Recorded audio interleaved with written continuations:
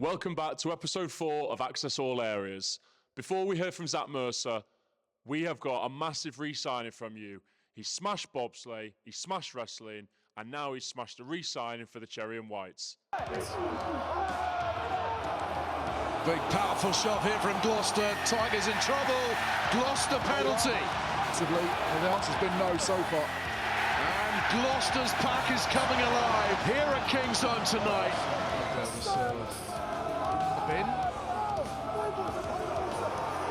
Gloucester having a grand old time at the scrum. Gloucester there. Huge power. Last weekend, here Gloucester. He's having to deal with Gotovtsev, the Russian. That was, as far as scrums go, stunning from that man. He has literally disintegrated the Sale front row, and he celebrates it like he's just scored the match-winning try. Love it. And here he is, our very own Russian, re-signed, and we are chuffed to have him, Kirill Gotovtsev. Woo! Thank you. Firstly, Thank you. how was that for pronunciation, Gotovtsev? For For any of our fans out there, for any of our fans, honestly, no one British can pronounce my son. this is your chance. This is why we do it differently. Okay, Yes? just try to repeat. Gotovtsev. Gotovtsev. Close, but not exactly. Gotovtsev. But then I also run the risk of sounding like I'm taking the mickey out of you, don't I? If I repeat how you say things. We've been there before, haven't we? Yeah. When you first arrived, there was a line that I maybe pushed, wasn't there? But not now. Now we're best friends. Yes, bro. Yes? Yeah. So, big news. Falling apart, this place. Look at it. I'm glad you re-signed before that. That's why we have to do that and prop it up, because there's no budget left because you've re-signed. Don't say that. Massive news for the squad. One of our very favourites has re-signed. Easy decision in the end? I believe, yeah, it was easy decision because I definitely enjoy Gloucester rugby. I enjoy everything. Enjoy facility, enjoy cities, especially Cheltenham and Gloucester, all areas. I'm just happy to be part of it. Even though your face doesn't suggest you're happy, you are genuine. I know you, and the fans watching, you are genuine. You love it, don't you? You do love it, and you've become a real heartbeat member of this squad, I think. Yeah, of course. Yes. Of course. And I think you've become a really big part of the squad. How has the family settled into the area first? I know it's been a couple of years, but you don't get a chance to speak too often about the family and how they settled and the kids and... Yeah, it was a main question for myself and for my family, how we will be here. And first 4-6 months it was quite difficult to get settled, and for kids and for my wife, it's absolutely different world.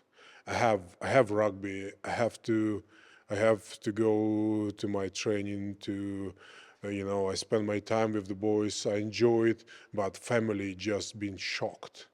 They haven't got their friends. They missed everything. They missed our, the parents, and they missed everything, and got nothing at the beginning, and Does that push you more? When you're in here working, knowing that they've sacrificed, does that push you more to... No, I can say, yeah. I just concentrate on my own, stuff. Concentrate on rugby, try to get it, improve it, and just look after the family, and so how will they take it? And they really complete it very well. And now, after more than 2 years, they're settled. Kids got friends. They speak in good English, of Just course. like yourself? Better, I believe better. Yeah. You are better than you were. Yeah. And you are just starting to come into your 46 years old, just hitting your prime, aren't you, at this stage? You've signed, so Skivs doesn't need to know your real age anymore. Why not? Yeah, exactly. It doesn't matter, does it? Why not? You're looking better than ever. Age is just numbers, you know. You're lasting 80 minutes. There's something that not many tighter props do. I think you put in tighter props to shame with that, by the way. There's a thing called the front row union, and you're going to not be invited back to it because not many props should last 80 minutes like you do quite often. It's always difficult because every game is different, but when you play 80 minutes, I have to just be patient, very, very patient. I know that I need to do my stuff, do my job, and do it very well because my team need it, you know. It doesn't matter, if I'm on the pitch, I have to work hard. It doesn't matter, it's first minute or last minute, I have to work hard. You do work hard, play hard though, don't you? Because once that final whistle goes and you know you're getting on the bus for some good times, you like that, don't you? Yeah, bus after great win, bus is a beautiful. What's your favourite bit bus. about that? Skydiving? My favorite. You like skydiving, don't you? Are you trying to kidding me, bro? You're allowed to say anything here. Yeah, honestly, I enjoy the bus after great win, after when you and me were together, won Castres away, and we spent lovely time on the bus. Lovely time together. Yeah, yes, bro. One of my favourite members of the table crew. Yeah, you did very well. Yeah. Well, Kirill, I know the fans are chuffed to have you. Just give us an insight into what the future might look like. Obviously, you've got these next however long at the club. We've done bobsleigh, we've done wrestling, we've done rugby. What's next for Kirill Gotovtsev? I believe rugby is my final choice. Well, we are chuffed that you're sticking around. Those highlights before showed what you've been doing for the squad. Everybody put your hands together for Kirill Gotovtsev! Woo! Thank you. Woo!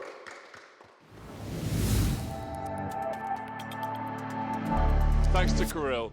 With Friday night approaching, let's have a look back at the last time these two teams met. Well, there is the scene.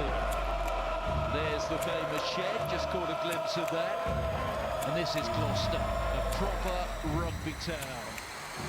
So Brigham goes to the turn. There goes Clayman, who's at an encouraging start. Gloucester trying to test this. Castres defends. Here's Chris Harris.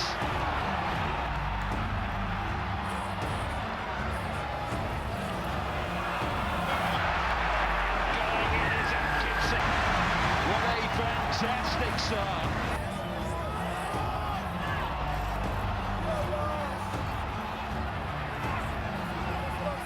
Ball out the back. This from Axton, superb. The offload's probably not on, but they cast have it back in this foot's going to tip it up. Oh, Freddie Clark. That's the work for Freddie Clark. Indeed it does. Through the warnings. Oh, Freddie Clark, take her back. Look where Ollie spills it. The pressure coming from Ollie Gordon. Now it bounces there for Hastings. And Hastings gets into the corner.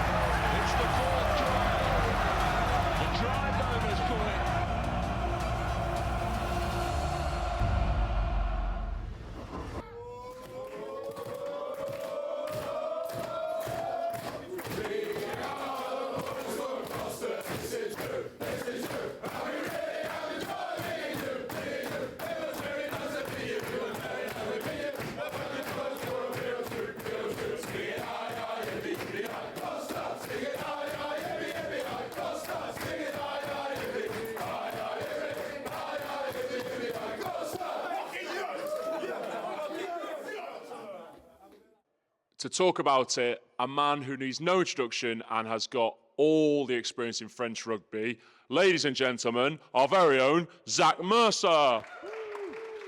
Woo! Welcome to welcome. Tell you what, it's great to be here, mate. Welcome to the sofa. Now I can understand. You've been here about 3 weeks. I reckon there'd already be more pictures of you than most people on that wall. What? To be honest, all I can see is your one. face is everywhere, mate. No, I just see one, mate. The rest is Buddy Lud's hugging Brownie. Yeah, there's a lot of them. There's people who printed the signs out. They know what they were doing. Brownies all over that wall. Yeah. And I don't see any skivs, though. But, mate, your face is everywhere. Every time I go on social media, you're everywhere. I think, obviously, the fans probably want to talk about England. We're not going to. We're not going because we do things differently, Zach. And that's the England segment done. Because we're not here for We're not here for clickbait, Zach. You love it, though, don't you? You're good enough on your own. We've had Kirill re-signing. You're good enough on your own to not talk about England and give me my shirt back and all that sort of nonsense. Unless you want to give us a no. Next. So we've seen the highlights. We're going into Castres, last 16. Firstly, what's training been like? A couple of days. Obviously, a couple of good weeks and then a dip. So obviously, it's a different conversation this week, is it? Yeah, I think we got a little bit slack last week. I think we were probably overconfident, a bit arrogant, which is not a bad thing. But obviously, we got put to reality last week. And obviously, now it's a knockout competition. We can't afford to slip. Obviously, short turnaround as well. So obviously, going Saturday to Friday, training's a little bit different. We trained really well today. We're really happy with the way we trained today. We're looking good for the weekend. And do you reckon you'll get a chance? I've asked everyone so far. Do you reckon you get a chance? What? To play? I hope so. Yeah. I mean, so. Obviously, there's some good competition here, but I hope with my French experience, as you said. said. Okay, just for the French experience, yeah, fair. And obviously, I translate for Lud's. Is that what it is? Yeah. So, even though it's an Irish ref, I think. No, it's fine. Anyway. It's fine. You'll be speaking to them, won't you? Yeah, I'll be giving a little bit, you know. And what is that like? Obviously, you came back from France. We're not, like I said, we're not going to talk about came back from France when a lot of people go out there for different reasons. You went out there at an early age for genuine rugby reasons. I'm guessing. I know you went out there. Strange start, just post COVID or just just post COVID. Yeah, post COVID. So it was a weird time in rugby anyway. You went out there for genuine rugby reasons, and then you've come back for genuine rugby reasons as well. I imagine you could have set the family up almost better to stay out there. But how was leaving France, and what is it now? You get to have a dip back into it. You see us talk about Castres this week. Is it all what we say? You know, the cliches of French rugby doing this, French rugby what we expect from Castres at the weekend. Is it true? I think French rugby's in a great place. I think, obviously, playing there for 2 seasons, every game is massive. They sell out every game, no matter whether you play in the bottom of the league or the team that's just come up with the Pro D2, the game will be sold out. Yeah. So every atmosphere is incredible. The standard that they play, obviously, the French national team slipping a little bit, but they just seem to get it right. And I think there's a lot that England can learn from with regard to the way the French rugby run the league, etc. Even bonus points, like little stuff like that. They get it so right in so many ways. But bonus points, you explain that for people who maybe don't know. It's a lot harder to get bonus points in France. You've got to score 3 or more tries than the opposition to get an attacking bonus. Just encourage people to keep going. Yeah, and just keep going. So, and then you have to, I think it's 5 points rather than 7 here in England. So you have to be within 5 points to get a losing bonus. Yeah. So it's so much harder to get. So the games are therefore a lot more competitive. Singo sent a video at the weekend. He's obviously Jack Singleton. We'll do some loan watch for him at some point. Maybe we'll get him on. Maybe Seb Atkinson can come and do that. Seb, for context, you're gonna have all the charisma that he offers. You're gonna have to explain. You're gonna have to explain that for context. So. Seb every week does a loan watch every Monday. Full of charisma, full of these boys were on loan. And there's a little highlights reel, whatever it will be. So we'll have to get Singo on a Zoom call, find out. But he played Bayonne at the weekend, didn't he? Yeah. And there's like this pitch black moment. San Sebastian. Is that a thing they do every week? So Bayonne, they one game a year take a game to another stadium, and obviously being close to Spain, they go to San Sebastian, which is a big football stadium, I believe.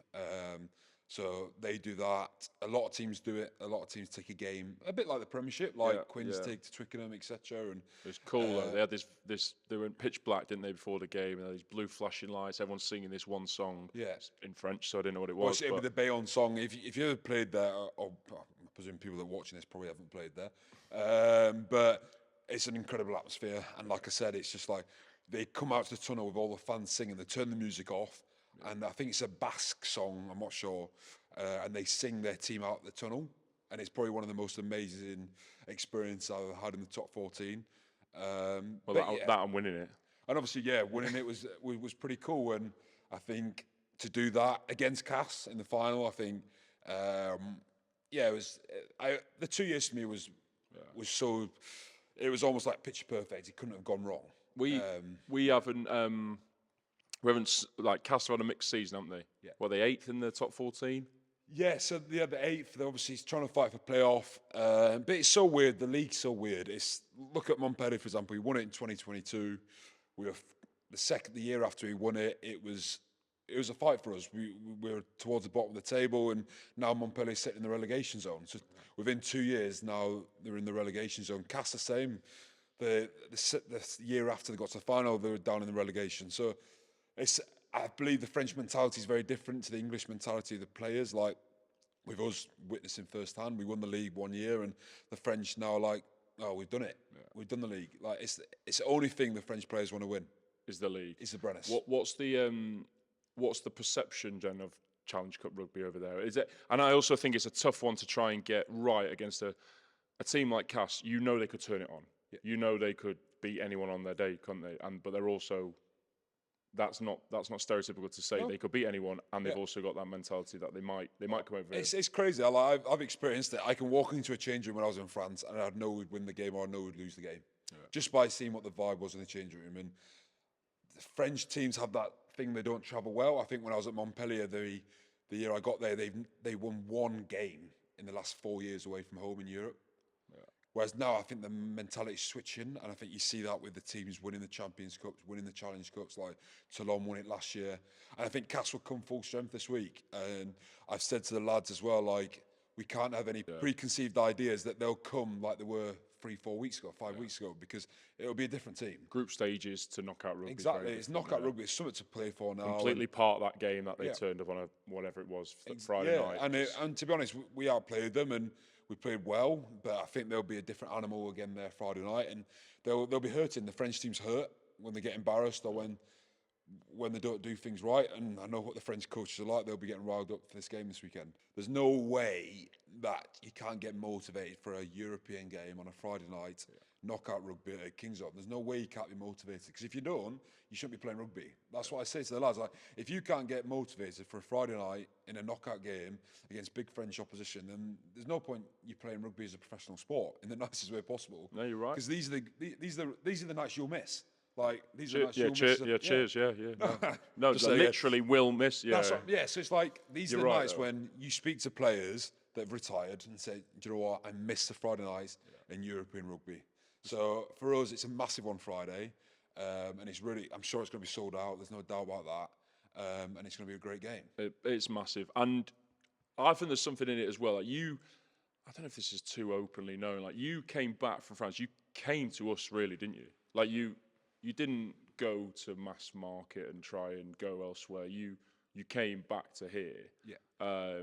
New dad. Congratulations. Thank you very much. How are you finding that? How's that affecting the rugby? Or sleeping in the, if you're sleeping in the east wing, she's sleeping in the west wing, you think that's, first of all, that solves some problems? I just want to tick a box. My wife's amazing. Yeah, she does all the hard work. She's not watching it because she's doing everything for both. Yeah, exactly. Of you. She hasn't got the 20 minutes to mess about watching this nonsense. She'll watch this somehow. How I find it? Irish doing well. It's amazing. Yeah, she just doesn't sleep. Bless her. She's one of those babies that doesn't sleep. But like I said, my wife steps in, and she's completely understandable that I've obviously got to perform on the pitch during the week and on the weekend. If I'm tired, then it doesn't work like that. So she's very supportive in that, and obviously being a dad's probably the most amazing thing and the most proud thing I am, and I love being a father to Iris, and yeah, it's that's why I'm trying to rush this interview so I can get home to her. Yeah, and she thinks she still finished training. Cheers, mate. She still thinks she finished training at 4 o'clock every day, doesn't she? It's amazing.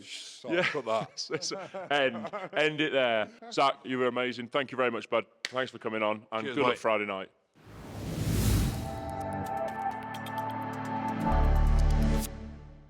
Great to hear from Zach. Let's take a look back at last weekend's action from the Guinness Women's Six Nations. In round 2 of the Women's Six Nations, Italy secured their first ever win over Ireland, with Sam Monaghan impressing on her return from injury. Niamh Jones was at the heart of the action throughout, securing her side's second try of the match. England made it 2 wins in a row in this year's Guinness Women's Six Nations as they eased past Wales in front of a record crowd at Ashton Gate. The Gloucester-Hartpury representation across both teams impressed. Maud Muir got on the score sheet in what was commanding front row performance, whilst Tatiana Hurd made her return to the field after being sidelined since January. Zoe Aldcroft also got on the score sheet, who marked her 50th cap with a well-taken first half try. The hugely improved Scotland were narrowly defeated by France, with Gloucester-Hartpury's Katie Mattinson looking assured throughout. Mattinson and her Scottish side were pleased with how close they ran the world number 4 ranked team.